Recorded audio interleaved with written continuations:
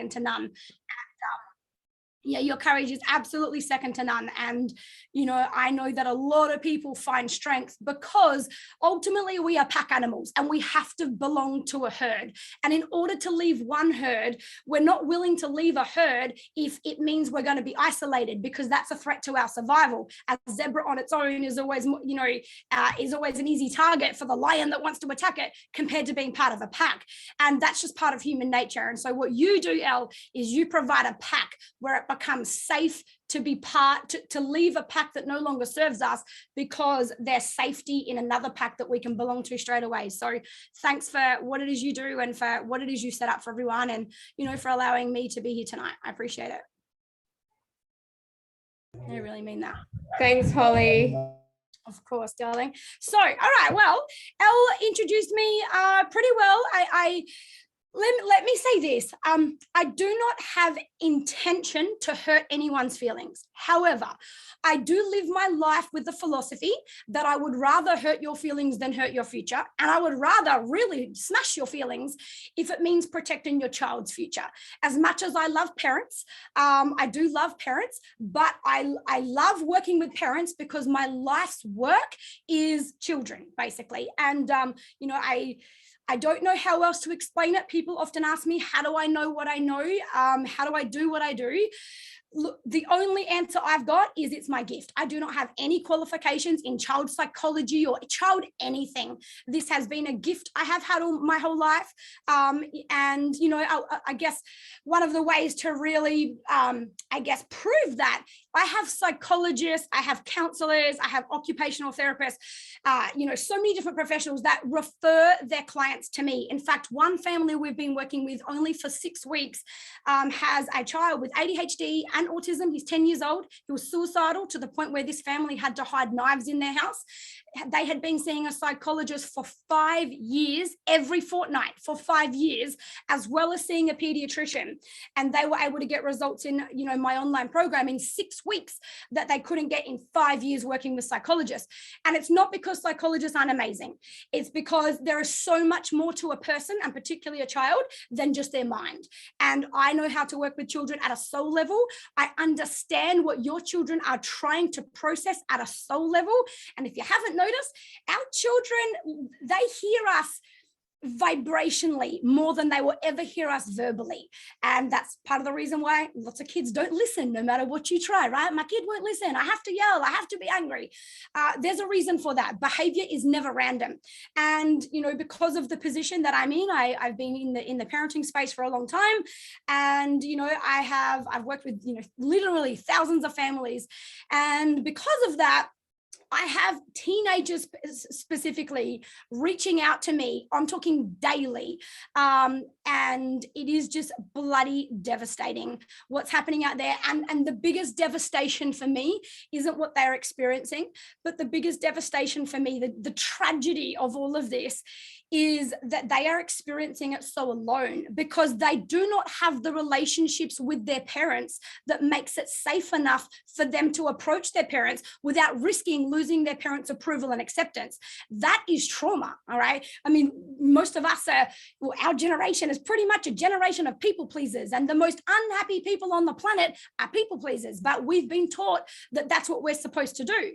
And because of that, it's hard, it's impossible to know how to break that cycle. How do I teach my child to be true to themselves if I've never been true to myself? How do I hold space for my child's emotions if I've never processed that emotion myself?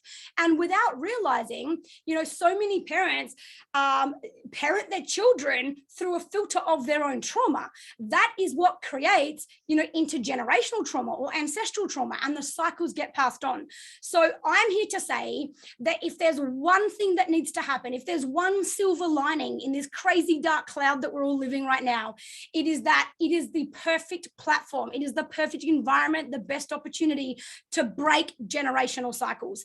And if you're in this call, I don't believe anything happens by accident. So I believe, you know, everything happens on purpose. There is no mistake that you're here, which means you are being called. The responsibility is on your shoulders tonight to take what you can from this, as uncomfortable and as confronting as it might be. The truth always, it's a tough pill to swallow, like we all say. But if you would just be willing to open your heart and to question yourself whenever you are triggered, it will provide a space that your child needs to be able to move through these times without trauma. I'm going to go really deep. I've had an obsession with understanding trauma for years now. And understanding trauma, not just at a psychology type level, understanding trauma in terms of ancestral trauma, what happens at a soul level, what happens at a spiritual level. It's been about a 7-year journey for me that I've been like, well, everyone talks about mind, body, and soul, but what is the soul? This has been an obsession of mine for 7 years. And, I know a lot, but I still feel like I've barely scratched the surface of the depth of that concept. So here's what I'm going to tell you. I am going to, every single thing that I'm going to give you tonight, I want to make this a very balanced conversation. As much as I'd love to be here to completely lay out, what some might refer to as my conspiracy theories, or whatever they want to say, I'm not taking that approach tonight, okay? What I want is for this to feel as it's okay with me that you feel uncomfortable, okay? Because on the edge of our comfort zone lies our growth zone. And your kids need you to grow right now. That is what they need from you. They need more space from you. They need more availability from you, emotionally, mentally, everything. And so your growth provides what they need. But at the same time, I want it to feel safe enough for you to be able to drop into your vulnerability, for you to be able to put your hand up and, take the punch in the face. Sometimes the tap on the shoulder is not enough to wake us up. Sometimes we need blood all over our face before we're willing to see, what it is that's coming at us. So everything I am going to say, I have absolute backed up references from government websites. So what we're doing tonight is we're pretending that every single figure that is out there that they are using to control us and to create these bullshit environments for our kids to, go to school in and live in, we're going to pretend that all of the figures are true. So let's use their own figures, like what's being put out there. Let's use those figures, pretending like everything's true and we don't need to question it. And even if they are true, I'm going to show you what's actually happening for your children and where you need to at least take a step back enough to be a critical thinker, because it's not just your life anymore, it's your kids' lives. And, without intent to offend you, I don't really care much for what you do with your life and what choices you make. You're an adult, you get the lessons you need, and I honor your journey no matter what that is. Whether you vax, don't vax, believe in COVID, don't believe in COVID, I don't care. What I care about is the environment we're creating for our children and how that impacts, because trauma changes who we are, okay? But it's possible to go through this process challenged 100%, but without trauma. Trauma is nothing other than an unmet need. So I'm going to show you how to meet the needs of your children right now and provide them with the safety that they need without, yes, they'll be challenged, and yes, that'll give them growth and all those things, but it doesn't have to result in trauma. Now, let me say this. Everything I'm going to give to you, I will be sending out in an email as well as a replay of this, okay? So you need to be subscribed to our email list, not just for tonight's call, if you want access, but I'm going to talk to you about how you even approach the schools, the principals, what emails. I've literally drafted all of this information. You can copy and paste and send it yourself, things like that, so that you can be a voice for your children in a very effective way, okay? And I'm talking, we're bringing laws into it and everything. So it's all backed up, and the schools have no option but to give the power back to us, okay? So if you want access to all of that, you will need to be on the emailing list. Here's the thing. If you go check out my social media pages, you won't see me saying much of this, okay? Because we're so freaking censored, we can't say it. And my account has already been hit. It's already been suspended, all those kind of things, which means I hate the feeling of not being free to even just say what needs to be said. The only way we can get this kind of information to you, if you want to see Holly get savage, then you need to be on the email list, because what you see on social media is Princess Holly. Sometimes I'm, a little bit of a slap on the face, but I don't get too crazy because I can't help anyone if I'm shut down, okay? So you need to be on the emailing list. Everything I'm going through tonight will be provided to you. And also you can be on the list for, in the future, in the coming weeks. There's a whole lot of video content I'm sending out, word for word conversations for you to have with your children, all that kind of stuff. So let me go through this, and then I will, at the end, if we've got time, I have every intention to open the lines and give you some one-on-one advice, whoever it is that's got questions. To subscribe to the email list, here's where you need to go. James, I don't know if you can put this in the comments, or Elle or something, but it's thehollyeffect.info/join us. Okay. And unfortunately, it's such a pain in the butt, but it's a two-step authentication process. It's annoying, but these days, because of spammers, a lot of systems don't allow it unless you confirm. So you have to sign up, then you have to go to your email, and it normally goes to your trash and your spam. So check your trash and spam, and you have to click the verify link. There's no way for you to join an email list now because there's so many spammers out there. That's the only way that we can be sure your email servers will let our information into your mailboxes. Okay, so I know it's a pain in the butt, but it's a minor inconvenience. Okay. Yep. Perfect. Okay. So here's the thing. Let me hit you with the punchline, and then I'm going to bring you back and go through it a bit slowly. Okay. So that you can really absorb it. Laws, if I know this is scary to have to face. Okay. I don't say any of this to scare you. I say it to prepare you. Okay. We must be prepared, and we must keep ourselves out of fight or flight response, which I'm going to go talk to in a moment. And when it comes to trauma. Okay. Laws have already been passed, and you will get this in the email. You will have the proof from the actual government, parliament websites, all of that. It's all legit. Laws have been passed in South Australia, October last year, while they had us distracted, okay, for the removal of children from any home. And in fact, I've got it here. Let me just tell you, I'm going to tell you exactly what this says. You will get this. Section 25A says an authorized officer may, for the purpose of ensuring compliance with any direction under that section, they may remove a child from any premises, place, vehicle, or vessel to a place of residence of the child, or to a hospital or quarantine facility as the authorized officer thinks fit, and may in doing so use such force as is reasonably necessary. Page 10. Okay, you will get the link for that. It then goes on to say that an authorized officer, it talks about what deems an authorized officer.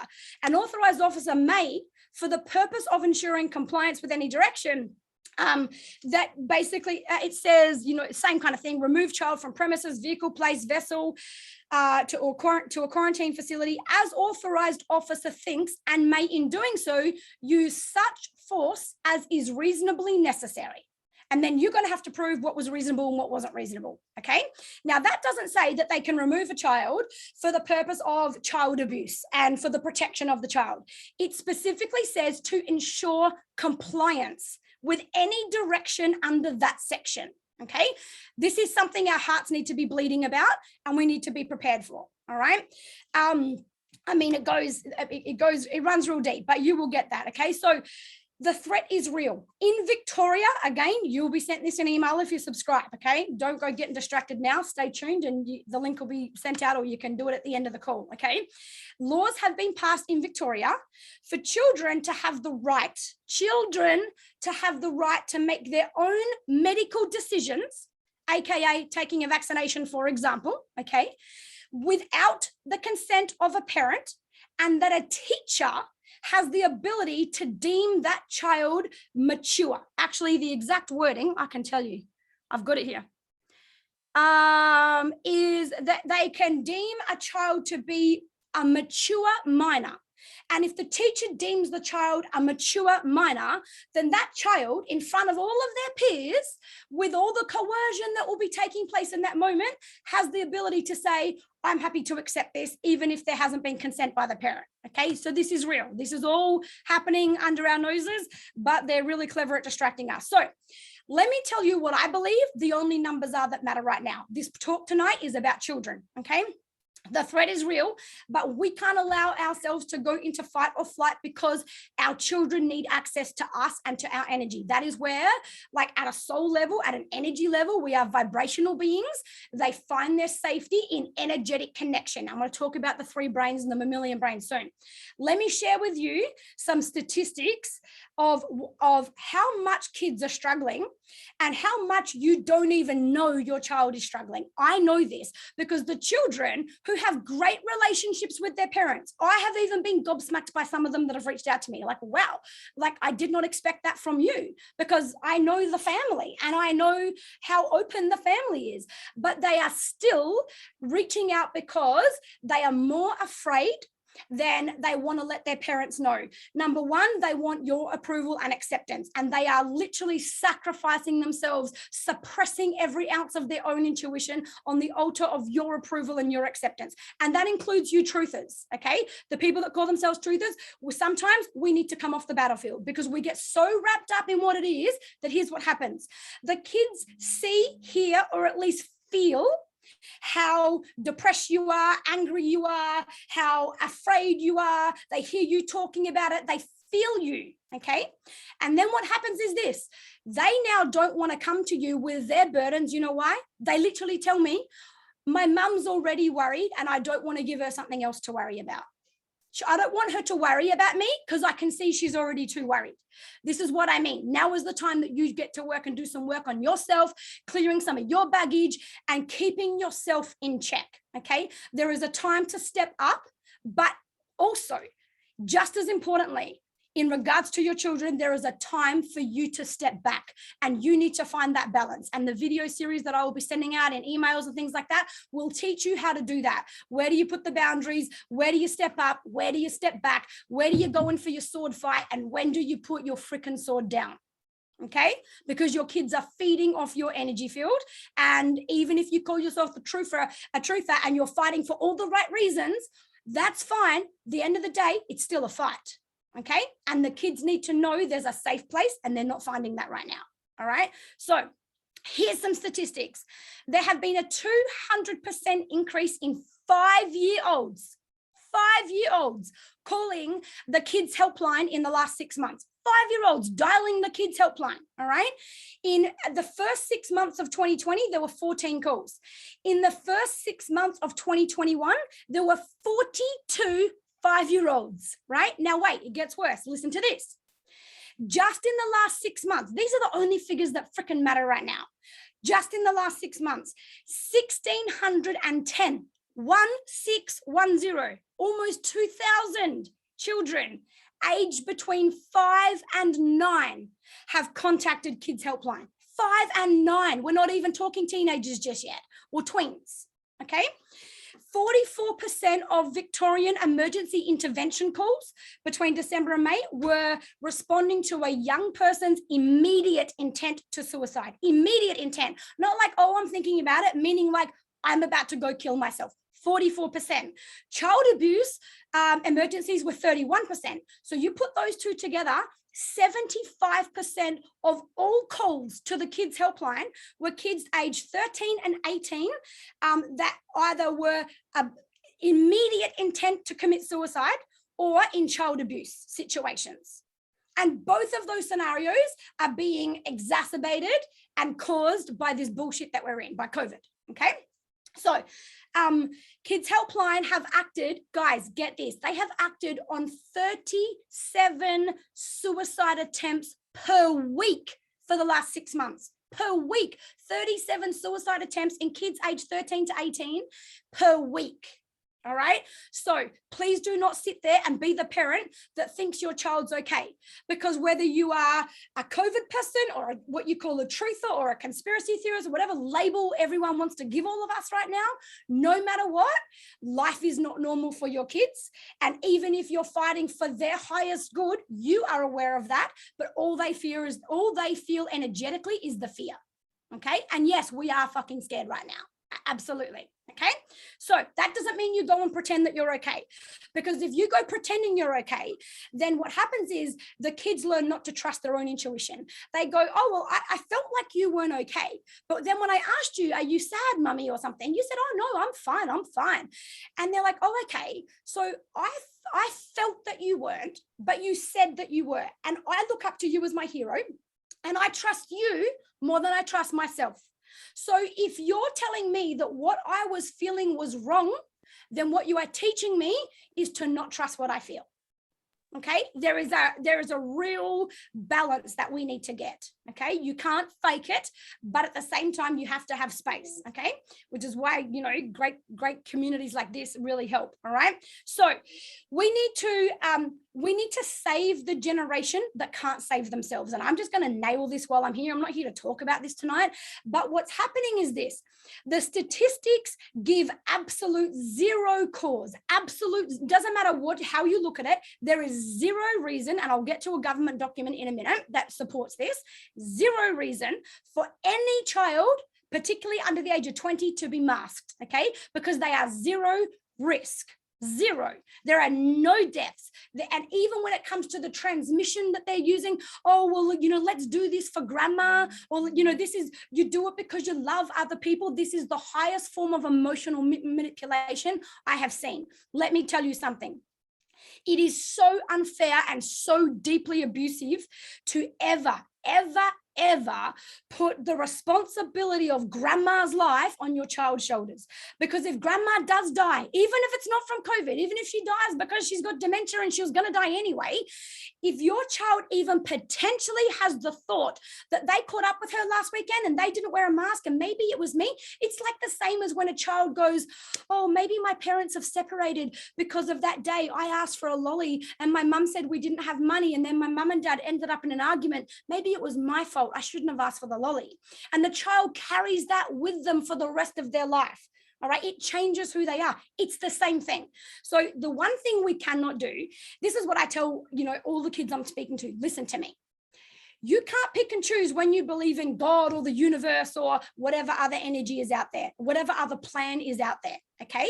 Grandma is God's responsibility. We all get our turn to die. And you know what? One day, grandma will die. I'll die, you'll die, she'll die, he'll die. We all get our chance to die right now.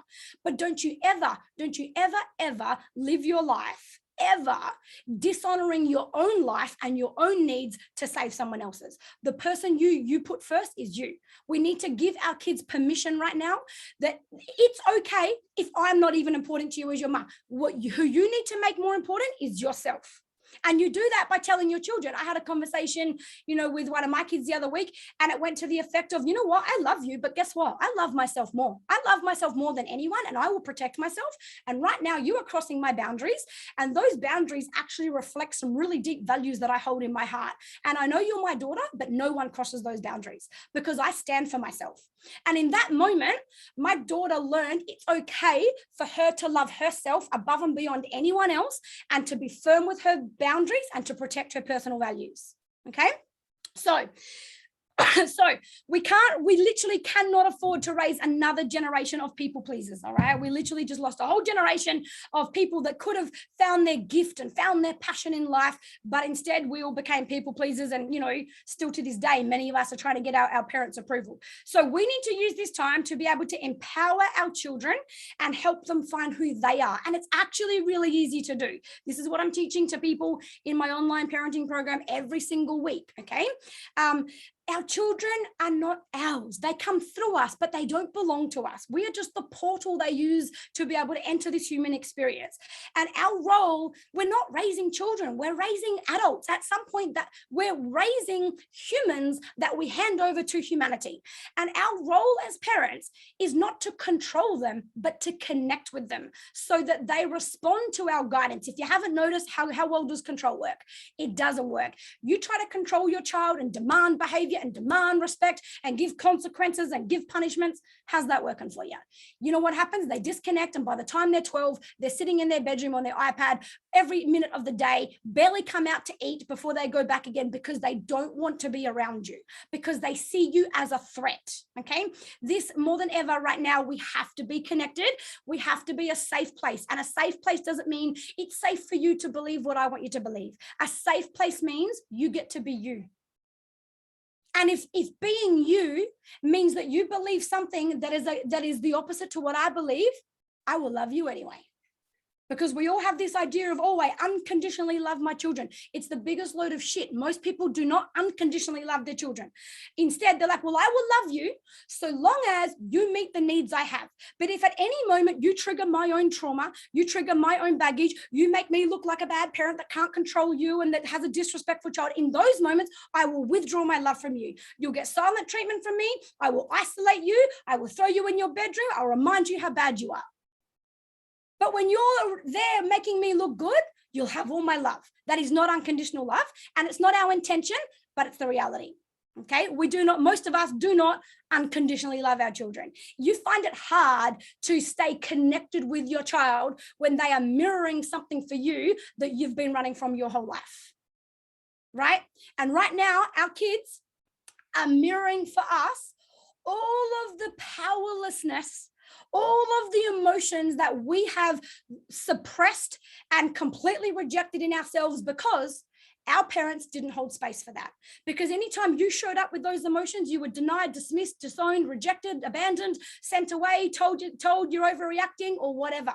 So your only way to know how to deal with those emotions was to do the same thing to yourself whenever you felt them. Deny, reject, disown, abandon, all that. And now when your child shows up with that same emotion that you haven't learned to process and sit within yourself, you cannot hold space for them. You cannot, because as soon as your soul feels the vibration of the energy of that emotion, guess what it does? It's got its own little coping mechanism cycle. You've built coping mechanisms to try to protect yourself. It's not your fault, but it is your responsibility to pay attention to this, to know this, and to break these cycles. How many of you are so ready, honestly, to break cycles? I want you to put in the comments, I'm breaking cycles. I'm breaking cycles, because it's going to take courage. You can't just break a cell because it's a cute little idea. All right? Right, I'm ready. I want to see that. I want this to feel like a conversation, not some bloody presentation. Breaking cycles, I'm ready, I'm ready. Yes. All right, I'm going to teach you how you do this, okay? Now, one way to do this is to not tell your kids what to believe, no matter what side of any argument you stand on. And I'm talking as low as, I love seeing that. I'm talking as low as bloody 5 years old, 8 years old. So even when all this rubbish started happening, I would say to my girls things like, you know, I know what I believe, but I'm not here to tell you what to believe. I think it's important that you work out what you believe for yourself. What I can do is I can point some things out to you. I can give you a little bit of information, and you look at the information and you decide what makes sense to you and what doesn't, and you find your beliefs, because I don't want to program you with mine. Okay, you're here to find who you are. You're here to find what resonates with you. And because if you can help your child find their own truth, it is impenetrable. That nothing can penetrate it. You can change your belief systems. You can change your programming. We all have, right? Most of us have done a lot of personal development and changed the way we were programmed in order to be where we're at now, okay? Programmings can change, but our soul's truth, it does not. It's a blueprint. It's the blueprint that we are supposed to follow to live the life we came here for. So your role as a parent is to help your child find their blueprint. There's ways to language it at 5 years old, at 10 years old, at 15-year-old. And if you're on the line and you're 60 and you've got a daughter that's 40 right now with kids that are 20 of her own, for example, you still play a role. Don't think that just because your kids are grown up that your work is done. It is not.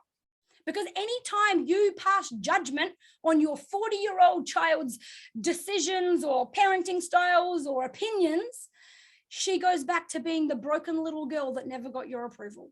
So even if you're 60, you can help heal her inner child. Okay? When she's got a healed inner child, she can provide the space her children need. Okay? Now, I want to get through to giving you some exact things to do. Okay.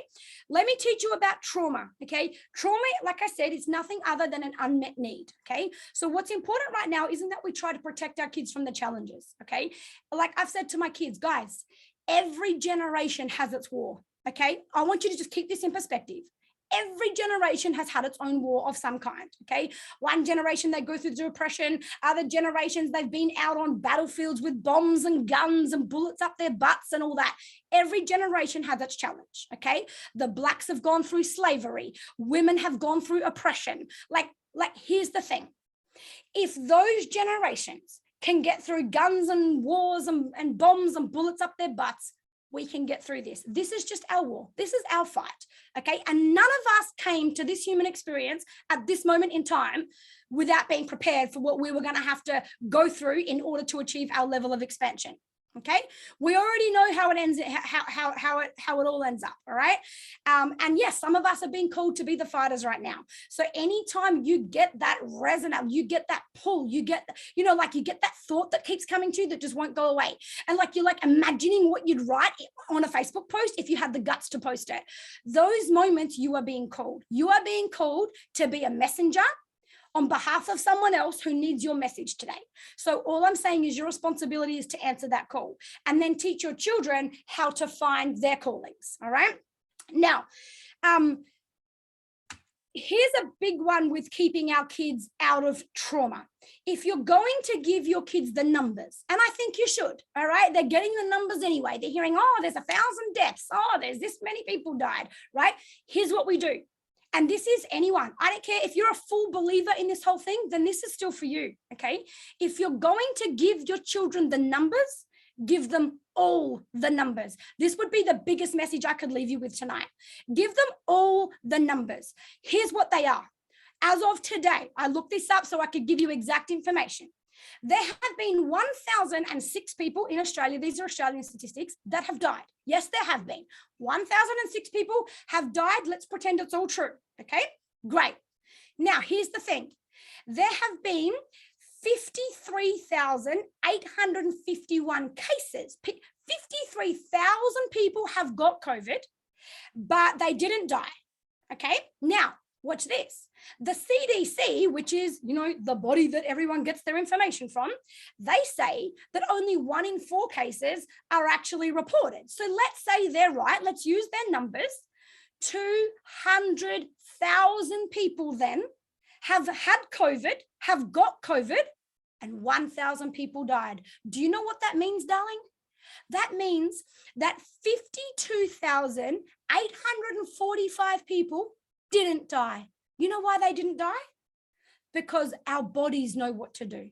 Because inside us, we have an intelligence. We are the intelligence that created life itself. We own the miracle. We are the miracle. And yes, 1,000 people died, but guess what? 53,000, almost 52,800 didn't die. Guess what else? There's 25 million people that live in this country.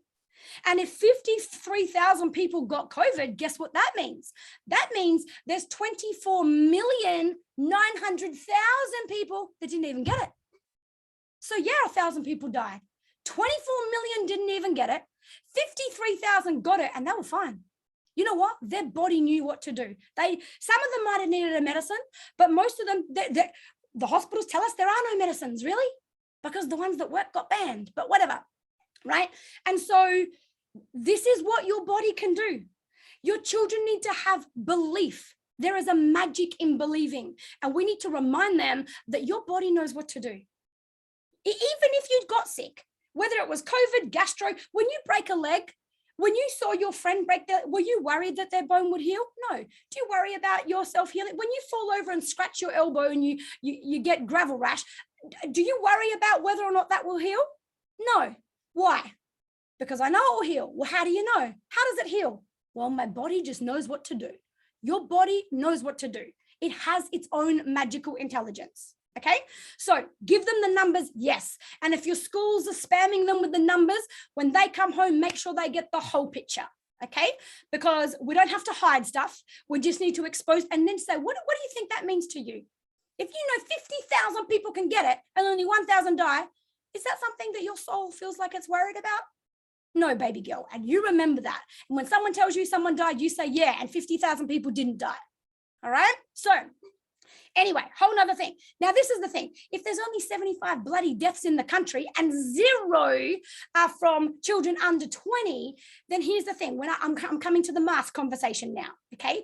Because it has just been announced in New South Wales that primary school children down to kindergarten, primary school, you'll get the links for this, are now going to be wearing masks next term. Because, this is about health and it can't get you until next term, of course, right? Anyway, we need our kids to know. Now, here's why this is a big deal. This is where it creates trauma, because our mind builds its belief systems by information it gathers from our 5 senses, from things we hear, we see, we do, we feel, we touch and taste, right? This is where we build our belief systems. And this is what is so scary, because when our children see, even right now, well, they don't have to wear masks, but they're seeing it everywhere. It is a visual cue that there is a threat to me. Something is, the air that I breathe is a threat to me, but I don't have a choice about breathing air. I breathe or I die. So now I'm in a situation where I am reminded everywhere I go, that the air I breathe hurts me. And then when I have to wear a face, now I'm getting more cues from other senses, because as well as just seeing my teacher with one, now I'm getting hot behind the mask and they're getting itchy on my ears. And there's all these other senses involved that remind me, I've got a mask, because it's not safe. Now, let me share with you where this goes to trauma and where you can break this cycle, okay? Because fear equals stress. Stress completely changes all of our nervous systems, all right? Now, my background before parenting, before consciousness, is that I'm actually an exercise physiologist. That was my bachelor degree, okay? So this is where I go down a physiology tangent right here. Here's what's important for you to know. We have 3 brains, okay? Your kids have 3 brains. There's the reptilian brain, there's the mammalian brain, and then there's the neocortex, okay? The reptilian brain is just responsible for survival and reproduction. That's where our fight or flight comes from, okay? You might have heard of the word amygdala. And I teach parents in my programs how to teach their children what the amygdala is. I say it's like a guard dog. You know how like you've got a guard dog outside and he comes out of his kennel when he thinks that the house might not be safe, or he hears a stranger and he goes, woof, woof, woof, woof, woof, quick, something's not safe. Well, inside your brain, you've got your own little guard dog, and his job is to keep you safe. But you know what? Sometimes he plays tricks on you, just like the guard dog does, and he's barking, and there's no one around, and your mum and dad have to go outside and say, shut up and get back in your kennel. Sometimes you need to tell your guard dog to go back in his kennel, because he's telling you something scary when actually it isn't. And we get to tell our guard dog to calm down and how to go back in his kennel, okay? Now, that keeps them out of fight or flight. Here's what happens, okay? Anytime we perceive something to be a threat, we go into fight or flight. I'm going to go deep on you here on the physical abuse that is happening. Like, I'm talking, forget spiritual stuff for a second. I won't go on my little woo-woo tangent. Let me bring it back to freaking reality. If there is no world out there other than the physical world, let me give it to you on physical terms, okay? So, we go into a fight or flight response. Now, here's what happens when we are in fight or flight, okay? And this happens to all of us, but particularly, obviously tonight we're talking about children. So when we're in a fight or flight response, our body prepares for fight or flight, okay? You cannot override this reaction in your body. Part of the reason your kids aren't listening to you and they're having all these meltdowns and tantrums and like you feel like shit is just like, everyone's losing their shit everywhere. Part of the reason they're not listening to you and their behavior seems to be getting worse is because they perceive you to be a threat. They live all day with the reminder of the threat, and then they come home and get told what to do by you. And I'm not saying that your requests aren't justified, but there is a different way to talk to them so that we can stay in mammalian brain. If we can keep them in mammalian brain, that's the mammal brain. That is responsible for social connection, for being part of the herd, for feeling safe, for herd hierarchy. And then once the information information gets through the mammalian brain, it then goes into the neocortex, which is where we do all of our logical thinking, where we make good decisions.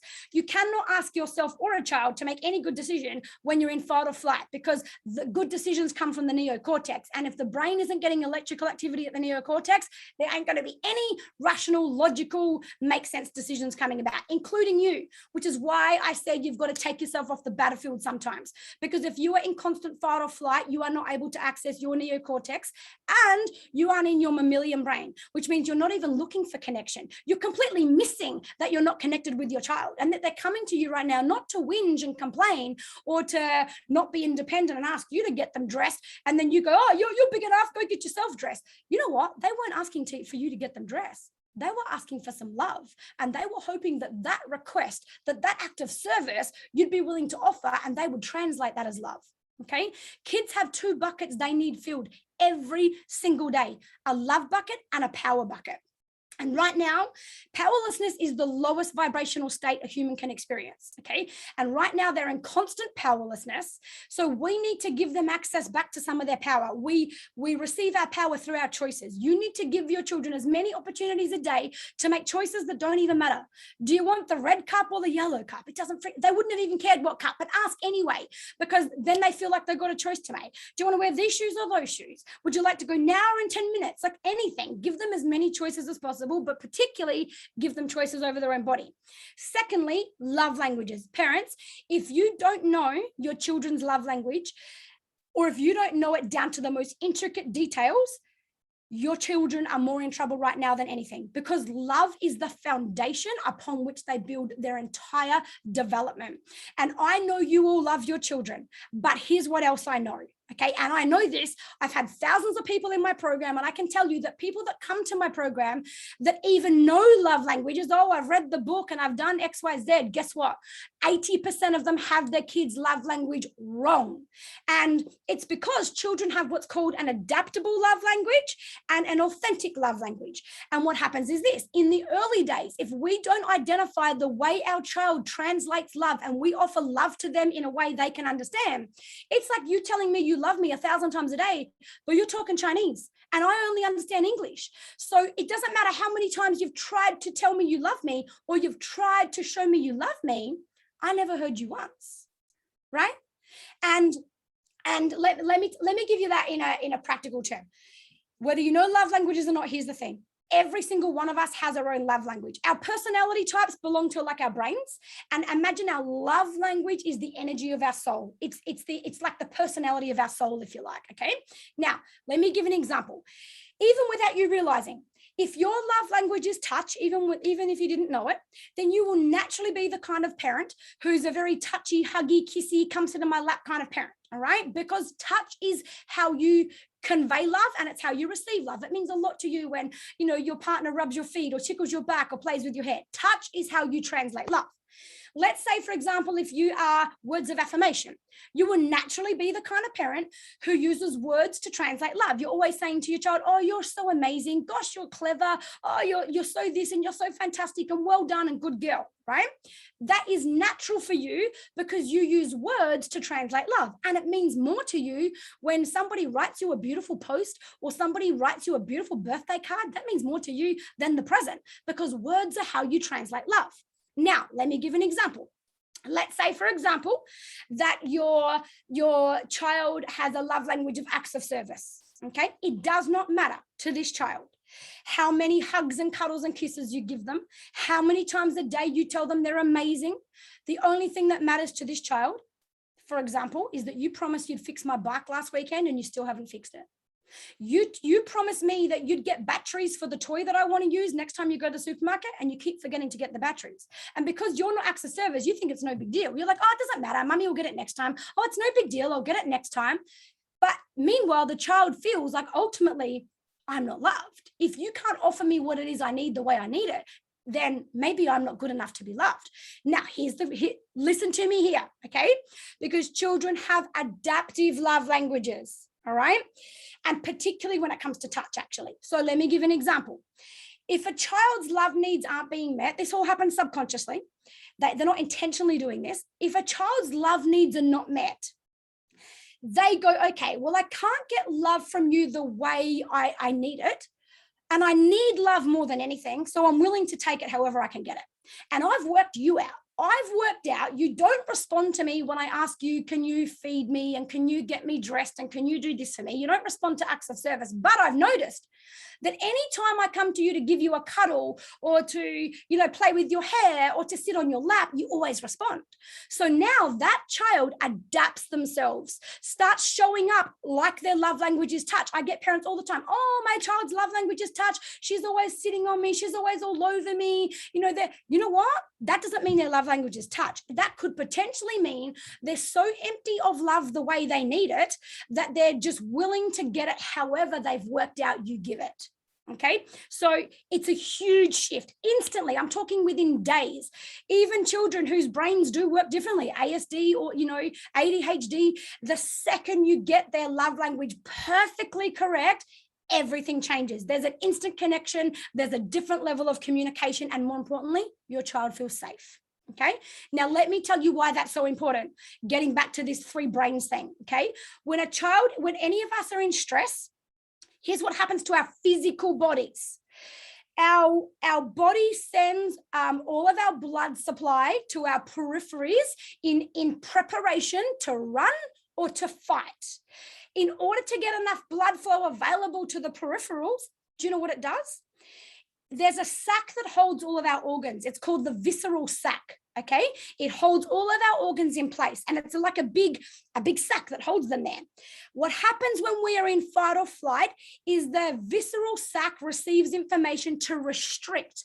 And the reason it's told to restrict is because its goal is to squeeze as much blood out of the organs as possible so that that blood can be made available to all the extremities so that we can run and we can get to safety, which is brilliant when you're running from a freaking bear and you're going to be safe in at least 2 minutes from now. But when you are presented with that threat all day, every day, can you imagine the physical damage to the organs of the children or of people? This is why we get so sick, because there is an omnipresent threat in our lives and we can't get away from it. Okay? Does that make sense? Like, we literally end up with organs that do not work. Why? Because they don't get the blood supply, the nourishment, the hormone production that they need to replenish and renew themselves. So this is not just soul level stuff. This goes all the way down to physical level illnesses, which is why your children need a space of complete connection, and they need to be able to rest at the end of the day. And you need to be that resting place. Okay. And if you don't know how to be that resting place, if you don't know what words to say, what not to say, how to answer something, I have an answer for you. Join my online program.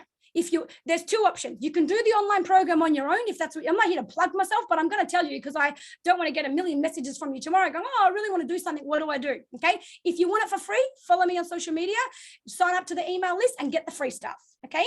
But if you want to go further and you're not willing to risk this and you realize the urgency and how important it is for you to get it right, then there's 2 options. You can do my do-it-yourself program. It's $1,000. There's payment plans up to 6 months if you need them. Okay. Or if you want regular access to coaching directly with me on a weekly basis, I do this. On a Tuesday night, I do exactly what we're doing now. I open the lines and anyone can ask me any question and I give one-on-one coaching in a group environment like this. Okay. As well as we have a secret Facebook group that you can get daily advice. You can get advice every single day if you need it so that you never get it wrong and you never do it alone. You want access to that lifetime access, it's $2,000. Okay. That program is by selection only. So you can't just go and join that one. The do it yourself, you can. I'm really protective of that program. And it's important to me that, you don't just like that you're ready for the changes, like not just, oh yeah, I really want my family to change and I really want to help my child. Like, you need to be ready to do that. The reason I can change people's lives as fast as we do, I told you the story about the kid that was seeing, a psychologist for 5 years and we changed his life completely in 6 weeks. Like, this child is no longer suicidal. He told his mum, I did an interview with her yesterday that'll go out on social media soon. He said his mum that he's always had what he calls the injector monster inside his head that tells him things like, you should die, no one likes you, get a knife and stab yourself. His psychologist wrote down all the comments that his injector monster gives him. She took a photo of him 6 weeks into the program and a couple of months before the program. She shared them in our group. There is no comparison. It's like he's an empty shell and he's alive again. And she said to him, I feel like I've got you back. You know, he said, Mum, you do have me back, because I killed the injector monster. I cut its tongue off and now it can't talk to me. This is 10 years old, 6 weeks in the program. He's cut his injector monster's tongue off. And that's only because I know how to connect with those children at a soul level, and it matters, okay? So anyway, if you want to look at that program and have access to coaching to me, unlimited, then you need to go to...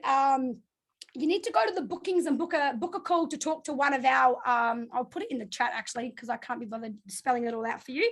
So you go to bookings.theholyeffect.com. All right.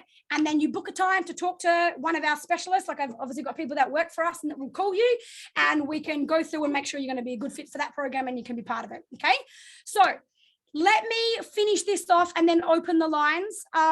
What else did I want to say? Okay, let me go into this document from the government, the Doherty report. There's a link I'm going to send out in the email that you need to watch. It comes from Tanya Davies. She's actually the MP of the Liberal Party in the New South Wales division. And she gives all the details. So don't hear it from me, hear it from someone that's their world, okay? But here's the thing, the Doherty report, if you haven't heard about it, is what all of our governments have signed up to as their way out of lockdowns and out of this mess, okay? It's called the Doherty report. And it states on page 9 that vaccinating kids between 12 and 15, which is what they're pushing to do right now, will make no difference to transmission. It literally says this in the report that they've all bought into, that they've done all the studies, and it will make zero difference to any kind of transmission. And the reason I raise that is because my question to you as a parent then is, why take a risk when there is none? Okay, in order for any risk to be valid, it needs to outweigh the alternative risk. So the risk of one choice needs to outweigh the risk of how do I say this? The risk you're taking needs to outweigh the risk you're avoiding. Okay. And so if there is no risk, if there are no deaths under that age, if there is no risk of transmission, according to the Doherty report that the governments all use as their backbone for the plan to getting out of this mess, then why then, if there's no risk that we're avoiding because the risk isn't there in the first place, then why take a risk? And I'm not here to say how good or bad the vaccine is. I have my opinions, you have yours. But we all know every vaccine has some kind of risk. And we are told that at the time. It's the reason you have to stay in the doctor's office for 15 minutes before you leave. Okay? Why? Because there's a risk. They want to make sure you don't have a reaction. Why? Because there is a likely cause you might have a reaction. Or even if you want to see it as minimal, there is a risk. Okay? So the other thing is, when it comes to something like pregnancy, just please, and teach your children this, just step back, put your swords down, stop worrying about who you're against, okay, and just consider this. My question around pregnancy, and I go into bat for the unborn babies, is this. I'm not saying there is a risk or isn't a risk. I'm saying nobody knows. Do you know why nobody knows? Because the vaccine hasn't even been available for 9 months yet, which means there is no baby that has been born with in this period. So how can anyone know what the risk even is, even if they want to report that there's more risk of COVID than a vaccine? You don't even have data. So just think for yourself and don't get wrapped up. When it comes to making a decision that's going to affect a child's life, it is so negligent for a parent to make that decision without coming from a balanced place. Okay, don't get too hell-bent on any direction of thought. Okay, everything needs to be considered. But, we all know the story of thalidomide. All I'm saying is, I'm not saying that what they're saying is wrong. I'm saying they don't know. They're literally lying because they don't have data to support any of that, because no babies are born yet. Okay, we don't even know. Anyway, I could go on. You see, you're getting like the savage Holly now. Now, the other thing I want to say is this. There will be another link that will be sent out as a bit of a summary of this email. And I want you to watch, if you really want some deep information, very balanced information, not like, oh, you know, anti this or not pro this, nothing. Balanced so that you can truly sit back and help yourself come out of fight or flight. Listen, you can't connect when you're in fight or flight. You can't. You need to take responsibility for yourselves. You need to start filtering the information you look at. You already know how bad this shit is. You don't need to feed yourself on a million links a day just to be able to confirm for yourself and feel good for a minute that what you think is right. We're getting hooked on that, and it is fucking your children up. Okay, because every time you read another link of some shit that you knew anyway, or some stuff that just validated what you believed anyway, you've got to ask yourself, like, does this serve me? What space do I have available after reading this or watching this? What space is available in me for my child? Because if watching that throws me into a fight or flight response and I'm constantly savagely feeding off it all day, then where's the space for my child? Because I'm emotionally taken up. Okay? So even truthers, stop. At some point, keep your family a priority. I will teach you how to have conversations, how to answer questions, all of that. If you choose to follow me, be part of what I do. And if you don't, that's okay. I'm always putting free stuff out there anyway. Okay? So, I'm going to now open it up, but just understand those three brains, okay? Fight or flight comes from anything we perceive as a threat. Our children need us in mammalian brain. We make good decisions in neocortex, but we have to get through the gates of the reptilian brain in order to enter mammalian brain. And then we have to get through the gates of mammalian brain. We have to feel connected and like we belong somewhere and like we are safe. And do you know what tells a child they're safe? What tells them they're safe is that they know they are loved. And do you know how they know they are loved? They translate the love in the language that they get from you, which is why you need to make sure you know their love language. It's the first thing I cover in my program. If you want to do that, it's all on love languages and self-esteem. The second, there's 4 pillars in that program. The second pillar is all on conscious discipline, how to discipline without punishments and timeouts and taking things away and being a threat to your children. The third pillar is all on conflict and connection, resilience and adaptability, so important right now. Mainly how to talk to your children, how to diffuse all the sibling rivalry, because our kids are seeing each other as threats right now. You know why? You know the biggest reason for sibling rivalry? They see each other as a threat. Do you know the only reason a child sees their sibling as a threat? Because you are a threat to me getting my need met. Do you know what my need is? Love. The reason there is a sibling rivalry is because I am not feeling loved by my parent, not because my parent doesn't love me, because their ability to translate that love it's not translating, because you're giving it to me in the wrong language, or you're not as available as I need you to be. I feel your energy field, and the younger they are, the more they feel you, because they haven't been programmed against all their intuition just yet. Does that make sense? Yeah? Damn, you got me. Needed this kick up the ass. Well, I'm glad. All right. Book a call if you want to look at my program and have a conversation. Otherwise, I'm here to answer questions now. So I've actually talked about 10 minutes longer than I wanted to, but I hope that makes you understand what's really happening for your kids. I will be sending out emails on things like, how do we stand up? It's one thing to go, oh, we all need to stand up as parents. How? I know parents, I know you're like, hey, I'll do it. Can someone just tell me how? What does it mean to stand up? What does that mean? Number one, it means get your mask off your fucking face, particularly when you're outside, for example, in Adelaide. Now, of course, I'm not saying go out and cause a ruckus. If you're in New South Wales or Victoria, it's going to be more traumatizing for your kids to see you confronted by a cop than it is going to be to, for you to put a mask on for 2 seconds. So you need to pick and choose where your battles are. And I know you have rights and and it's important we stand in our rights. But sometimes, depending on what's happening with our child, you need to just make a conscious decision. I personally, I even put a mask on walking through Cairns Airport or whatever, because I knew, I was so clear on my value for that trip. We're on a family holiday. And if I have to go to the small inconvenience of doing something that, it does rob me of my personal freedom, and I actually have an exemption. But anyway, my kids were like, Mom, don't. Do you know what? Right now, they matter. And I made the personal decision for myself that I was okay if it meant we could get on the plane and we can go and stay focused, keeping the main thing, which was our family holiday. I didn't do it the whole holiday. I didn't do it ever again, actually. But that was a conscious decision I made in that moment that was right for me.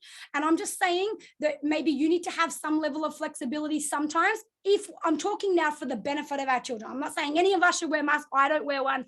That's the only time I've ever worn one. You do what you want. But I'm just saying, if your child gets an anxiety over it, then you do need to be aware of and have a conversation at the very least around what the situation is. Don't falter on your boundaries.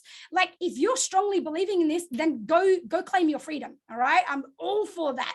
But if you've got a child, let's say, for example, I'm thinking a scenario, you've got to walk into the school because you've got to go to the front office to help the child with their school camp note or something.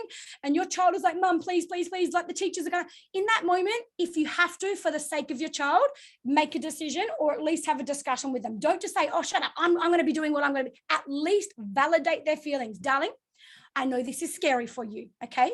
And I know that you want me to wear a mask, but the reason you want me to is so that we don't get confronted by other people, but we don't live our lives trying to escape confrontation. We live our lives for our freedom, and that's the choice I'm making. And if that makes you uncomfortable, you matter to me, but I still won't put a mask on, but I will help you through what you're feeling right now. I can imagine how hard and scary that is for you, and I see that you're worried. That's what they need to hear. They don't need you to fix the problem. They at least need you to validate that you see their problem, okay? So don't just shun them aside and go, oh, blah, blah, blah, blah, and I'm just going to do what I want, okay? They need some safety, okay? All right, I'll stop there. So if I'm happy to stay on the line a little bit longer if you want to, Elle. I don't mind what we do here, but I'm happy to take some questions if anyone has anything. So good. Like, such a powerful ending. Just to end on that note, I think is so perfect. I was just like, oh, like so many things that you said on that call. You like to think as a parent that you're doing a good job, but I think we also all are guilty of having that thought in the back of our head that we're also messing our kids up so much and so often. So it's really great to have somebody actually break it down for us like that from our perspective and from our kids' perspective, so that we can actually go, whew. And there were just so many moments there where I saw everyone else was having those aha moments like me, and also those cringe moments like me where I was like, oh, that one cut me deep. But thank you, because we have to be rattled and made aware. Awareness is everything. If we're not even aware of these things, how can we change them? So all I'm seeing is thank yous. There's no questions that I can see, because everyone probably like me is just a little bit like, let me just go and absorb what Holly said. There's a question that just came up, joining the email list. They put their email in 4 times and still no confirmation email. You can follow the Holly Effect on social media and connect with Holly that way. This call will be recorded and we'll both put it up on our socials. So you can find me on Facebook. It's Elle Jade. You can find Holly on Facebook. It's the Holly Effect or Holly Noonan. So I'll put it all in here now in the chat. Holly Noonan, the Holly Effect. I'm Elle Jade on Facebook, and Truth Magazine. I'll be posting the video there as well, so follow that. And any questions, you can reach out to us there. But thank you so much for taking the time. There were so many people coming in the waiting room. Like, I think there was another couple hundred, so they'll be ready to get the replay for sure. And our children, thank you for this, because that's why we're here. That's what matters. And you're so powerful, Holly. Thank you. Thank you, guys. I appreciate it. Thank you. See you, everyone. Bye.